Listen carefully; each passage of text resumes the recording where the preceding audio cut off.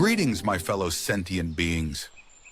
Today, I want to share with you a teaching that may sound puzzling at first. An ancient sage once advised his child, refrain from doing good deeds. The child, confused, asked, then should I commit evil deeds instead? The father replied, if I tell you not to do even good deeds, how much more so should you refrain from doing evil? At first glance, this teaching may seem contradictory. Should we not strive to do good in the world? Should we simply remain passive? But let's take a moment to unpack the deeper meaning behind these words. The dangers of overzealous goodness. At its core, this teaching warns us of the unintended consequences of well-intended actions.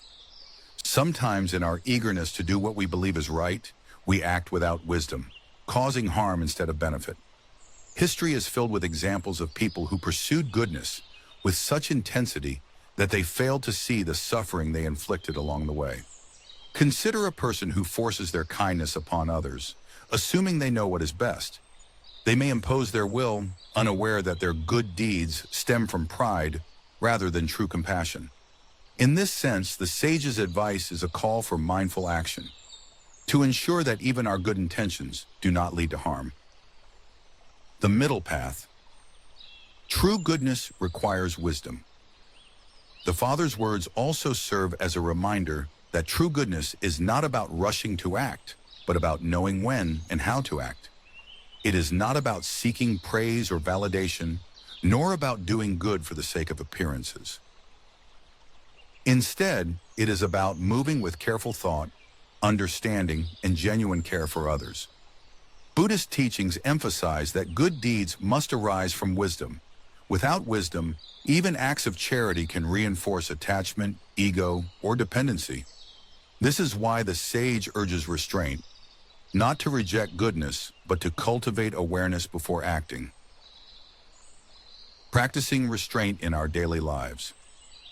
So how can we apply this teaching? Here are a few reflections. 1. Pause before acting. Before rushing to help, ask yourself, is this truly beneficial, or am I acting out of impulse or self-interest? 2. Observe without judgment. Sometimes the greatest kindness is to allow others to grow on their own. Helping too much can prevent someone from learning their own lessons. 3. Cultivate inner clarity. If our actions are driven by the need for recognition or validation, they are not truly selfless.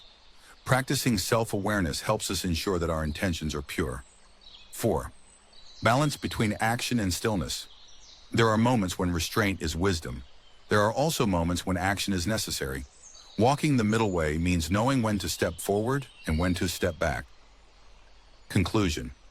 The silent power of awareness. The sage's teaching is not an instruction to avoid goodness, but a reminder that true virtue comes from wisdom, not impulse. To refrain from good deeds does not mean to ignore kindness, but to cultivate a deeper understanding of what kindness truly means. So, my friends, let us walk with awareness. Let us practice good, not for the sake of being good, but with the intention to truly benefit others. And above all, let us remember that sometimes restraint itself is the highest form of wisdom. Until we meet again, may your actions be guided by both wisdom and compassion. Thanks for watching.